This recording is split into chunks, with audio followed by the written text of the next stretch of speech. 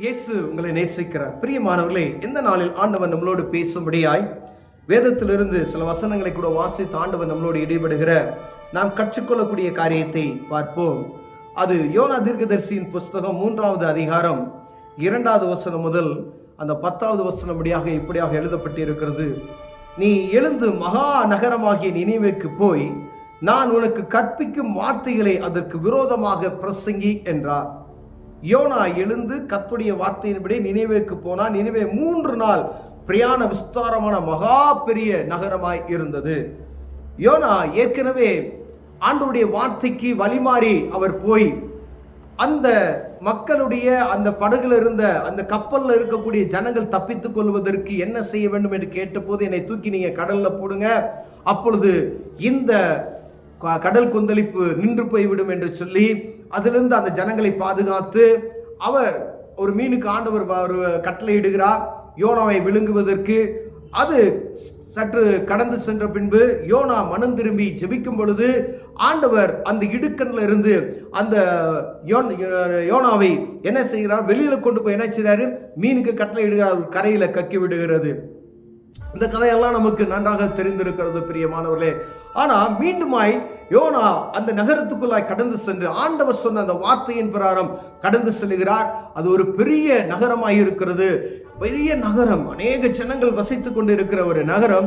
அது அங்கு செய்யப்படுகிற அருவருப்புகள், அங்கு காணப்படுகிற கர்த்தருக்கு விரோதமான செயல்கள், இவைகளெல்லாம் கர்த்தருக்கு எட்டினபடியினாலே ஆண்டவர் சொல்கிறார், இந்த நினிவே என்ற பட்டணத்தை நான் அழிக்கப் போகிறேன், நீ அதற்கு விரோதமாய் போய் நீ சுவிசேஷத்தை அறிவி அந்த ஜனங்கள் அவர்களுக்கு தெரிவிக்க முன்கூட்டியே தெரிவிக்கும்படியாய் ஒரு உத்தரவு சொல்ல ஆண்டவர் கட்டளையிடுகிறார். பிரியமானவர்களே, அழிக்கப் போகிறேன் என்று சொன்ன ஆண்டவர், நீ போய் சொல்லு என்று ஆண்டவருடைய பிள்ளைகளுக்கு சொல்லி அங்கு அனுப்புகிறதை பார்க்க முடிகிறது. அவர் போக மாட்டேன் என்று சொல்லி அவர் வழி தப்பி போனாலும் அவரை மீண்டும் அழைத்து கொண்டு வந்து அங்கு கொண்டு கூட்டி சேர்த்து அந்த இடத்துல போய் சொல்லுகிறதை பார்க்க முடியும். அது 3 நாள் விஸ்தாரமான பெரிய நகரமாய் இருக்கிறது. யோனா என்ன செய்றாரு, ஒரு நாள் பிரயாண தூரத்துக்கு கடந்து சென்று அங்கு இருக்கிற ஜனங்களை பார்த்து அவர் சொல்லுகிறார், யோனா நகரத்தில் பிரவேசித்து ஒரு நாள் பிரயாணம் பண்ணி இன்னும் 40 நாள் உண்டு, அப்பொழுது நினிவே கவிழ்க்கப்பட்டு போகும் என்று கூறினார். பிரியமானவர்களே, அங்கு சொன்ன வார்த்தை ஒன்று அவர் பெரிய ஒரு சுவிசேஷ மையமாய் மாற்றவில்லை. ஒன்று 40 நாள் தான் இருக்கு, இந்த 40 நாள்ல இந்த நினிவே அழிய போகுது அப்படின்ற ஒரு வார்த்தையை மட்டும் அந்த ஜனங்களுக்கு சொல்லுகிறார். ஆனால் அந்த ஜனங்கள் வருகிறவர் தீர்க்கதரிசி, இவன் ஒரு ஊழியக்காரன் என்பதை அவர்கள் நன்றாக அறிந்து வைத்திருந்தார்கள். பிரியமானவர்களே, அங்கு வேறு ஒன்றும் எழுதப்படவில்லை. யோனா நகரத்தில் பிரவேசித்து ஒரு நாள் பிரயாணம் பண்ணி இன்னும் 40 நாள் உண்டு, அப்பொழுது நினிவே கவிழ்க்கப்பட்டு போகும் என்று சொன்னான்.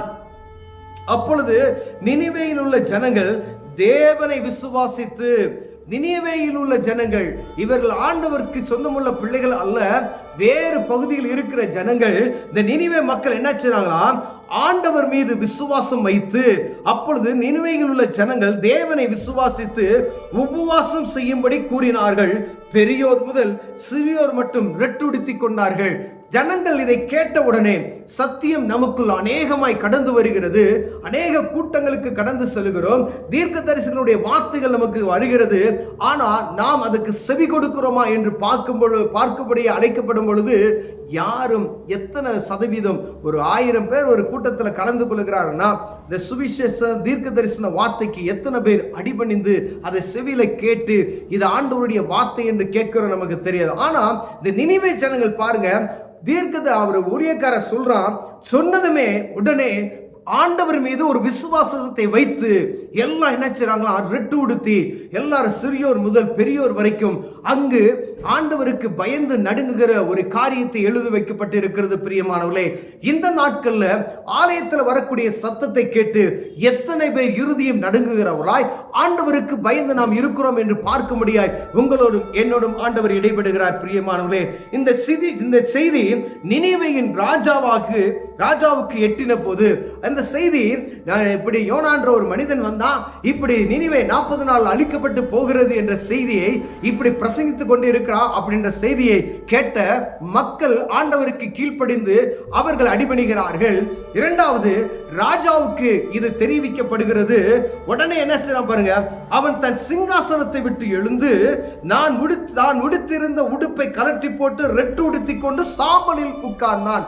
இந்த ராஜா அவர் உடனே அவருடைய சிங்காசனத்தை விட்டு எழுந்து நாடு அழிய போகிறது, நாட்டுக்கு வரக்கூடிய ஒரு தீங்கு உண்டாக போகிறது என்று சொன்ன உடனே ஒரு ராஜா எழுந்து தன் அரியணை விட்டு தன் ஆடைகளை வஸ்திரங்களை அந்த ராஜ வஸ்திரத்தை கலைத்து போட்டு சாதாரணமான ஒரு சன்னல் ஆடையை தரித்து கொண்டு தேவ சமூகத்தில் வந்து அமர்கிறதை பார்க்க முடிகிறது. பிரியமானவரே, சாம்பலில் உட்கார்ந்து மேலும் ராஜா தானும் தன் பிரதானிகளும் நிர்ணயம் பண்ணின கட்டளையாக நினிவேயில் எங்கும் மனுஷரும் மிருகங்களும் மாடுகளும் ஆடுகளும் ஒன்றும் ருசிபாராதிருக்கவும்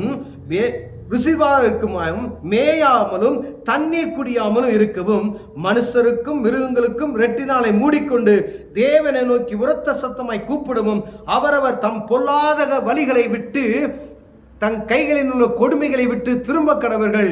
யாருக்கு தெரியும், நாம் அழிந்து போகாதபடி ஒருவேளை தேவன் மனஸ்தாபப்பட்டு தம்முடைய உக்கிரக கோபத்தை விட்டு திரும்பினாலும் திரும்புவார் என்று சொன்னார். பிரியமானவர்களே, ராஜாவுக்கு இந்த செய்தி போனது. ஒரு தலைவனுக்கு இப்படி தேசத்துக்கு ஒரு அழிவு வரப்போகிறது என்று கேட்ட உடனே சிங்காசனத்தை விட்டு எழுந்து தானும் தன்னோடு இருக்கிற எல்லா மந்திரிமார்களும் அங்கு இருக்கக்கூடிய எல்லா பிரதானிகளும் கூடி உபவாசம் பண்ணி ரெட்டுடுத்தி கொண்டு ஒரு கட்டளையை பிறப்பிக்கிறார்கள்.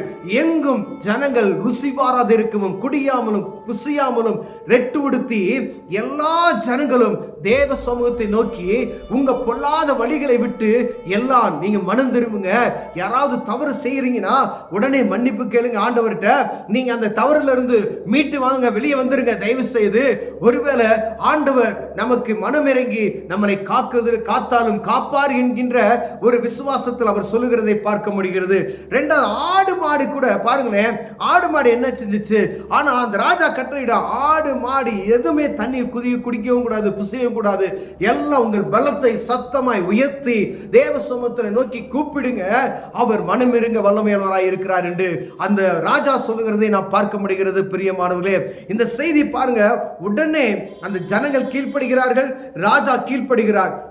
அனுப்பப்பட்ட ஒரே ஒரு மனிதன், ஒரு பெரிய தேசம் இந்த மனிதனுடைய சத்தத்துக்கு செவி கொடுத்து, அந்த நாள்ல எந்த வசதியும் கிடையாது, இந்த நாள்ல இருக்கும்போது இன்டர்நெட் கிடையாது, ஒரு செகண்ட்ல எங்க வேணாலும் பார்த்து கொள்ளக்கூடிய யூடியூப் அதெல்லாம் கிடையாது, எந்த வசதி வாய்ப்பும் இல்லாத ஒரு நாட்களில் குறிப்பிட்ட நேரத்தில் சொல்லப்பட்டதுமே ஜனங்கள் பிரஸ்தாபப்படுத்தினார்கள். ஒரு நாள் பிரயாண தூரத்தில் அவர் பிரசங்கித்தார். ஆனால் 3 நாள் பிரயாண தூரத்தில் இருக்க எல்லா ஜனங்களுக்கும் அந்த செய்தி அறிவிக்கப்பட்டதை நாம் பார்க்கிறோம். எல்லா ஜனங்களும் மனம் திரும்பி தேவ சமூகத்தில் ரெட்டு உடுத்தி தேவனே எங்களை காப்பாற்றுங்கள் என்று கதறுகிற காரியத்தை நாம் பார்க்க முடிகிறது. பிரியமானவர்களே, அவர்கள் தங்கள் பொருளாத வழிகளை விட்டு திரும்பினார்கள் என்று தேவன் அவருடைய கிரியைகளை பார்த்து தாம் அவர்களுக்கு செய்வேன் என்று சொல்லிய இந்த தீங்கை குறித்து மனஸ்தாபப்பட்டு அதை செய்யாதிருந்தார். பிரியமானவர்களே, ஆண்டவர் உடனே பார்க்கிறாரு, அவங்களுக்கு நான் செய்யன்னு சொன்ன அந்த தீங்க செய்யாதபடிக்கு அவர் இருதயம் அப்படியே மாறி போகிறது. பிரியமானவர்களே, சோதம் குமாரா பட்டணம் அழிக்கப்பட்டது. ஆண்டவர் அங்கே ஒரு வாய்ப்பை கொடுத்தினார். ஆனா விடியும் பொழுது அந்த பட்டணம் தீக்கரையாக்கப்பட்டதை நாம் வேதத்தில் வாசிக்கிறோம்.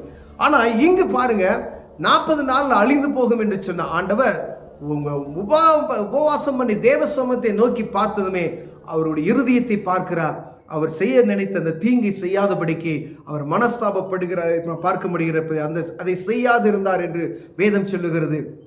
அநேக நேரங்களில் நமக்கு ஆண்டவர் இப்படிப்பட்டதான காரியத்தை சொல்லிக் கொடுக்கிறதை நாம் பார்க்க முடிகிறது.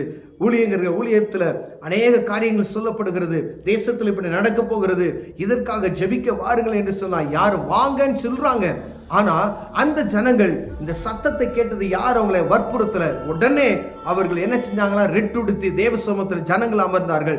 ராஜாவுக்கு போய் யாரும் சொல்லல. இந்த வார்த்தை கேள்விப்பட்ட உடனே அவர் யாரும் ஃபோர்ஸ் பண்ணல, நீங்க போய் தேவ சமூகத்தில் அமருங்க, நீங்க ரெட்டுடுத்து யாரும் ஃபோர்ஸ் பண்ணல.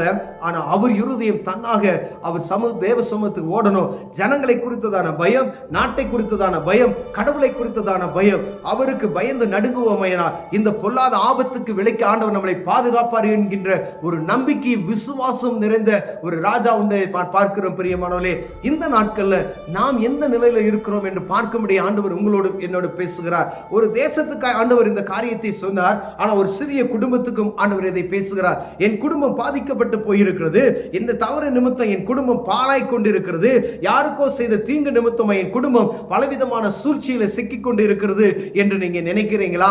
நீங்க ஆண்டவர் சமூகத்தில் ரெட்டுடுத்தி தேவ சமூகத்தில் புசியாமலும் குடியாமலும் அவர் சமூகத்தில் போய் உட்கார்ந்து பாருங்க. ஆண்டவர் நீங்க செய்த எல்லா பொல்லாப்புகளை விட்டு ஆண்டவர் உங்களுக்கு மனஸ்தாபப்படுகிற தேவனாய் இருக்கிறார். பிரியமானவர்களே, அவர் உங்களை காக்கிறவர் நல்லவராய் இருக்கிறார். ஆனா அவர் உங்க இருதயத்தை பார்க்கிறார். மனிதன் முகத்தை பார்க்கிறான், கர்த்தரோ இருதயத்தை பார்க்கிறார். நீங்க சோர்வா இருக்கிறது போல ஆக்சன் பண்ணலாம், ஆனா ஆண்டவர் உங்க முகத்தை பார்த்து ஐயா இவன் ஒரு சோர்வா இருக்கா, இவன் பாவம் அப்படின்ற நினைக்கிற தேவன் அல்ல. இவர் ஆண்டவர் பார்க்கிறது இருதயத்தின் ஆழத்தை பார்க்கிறார். உன் இருதயத்தின் சிந்தனைகளை பார்க்கிறவராய் இருக்கிறார். பிரியமானவர்களே, என் இதயத்தை தெரிய ஆண்டவருக்கு இது பொல்லாத சிந்தனை இவருக்குள்ள இருக்கிறதா, இவன் நடித்துக் கொண்டு இருக்கிறானா, இல்ல ஏதோ கடமைக்கா இதை செய்யணும்னு நினைக்கிறானா? உன் இருதயத்தை இருக்கிற உள்ளித்திரியங்களை பார்க்கிற தேவர் எல்லாவற்றையும் அறிந்திருக்கிற இருதயம் திருக்குள்ளதை அறிந்திருக்கிறார். பிரியமானவர்களே, நாம் மனம் மாறும் பொழுது அந்த தீங்குக்கு ஆண்டவர் மனஸ்தாபப்பட்டு அவர் மன்னிக்க வல்லமையுள்ளவராய் இருக்கிறார். இப்படிப்பட்ட சர்வ வல்லமையுள்ள தேவனை நாம் அறிந்திருக்கிறோமே. ஒருவேளை நம்ம சின்ன ஒரு காரியமா இருக்கலாம், ஒரு குடும்பமா எடுத்துக்கங்க. அநேகருக்கு குடும்பத்தில் எவ்வளவோ பிரச்சனைகள் இருக்கிறது.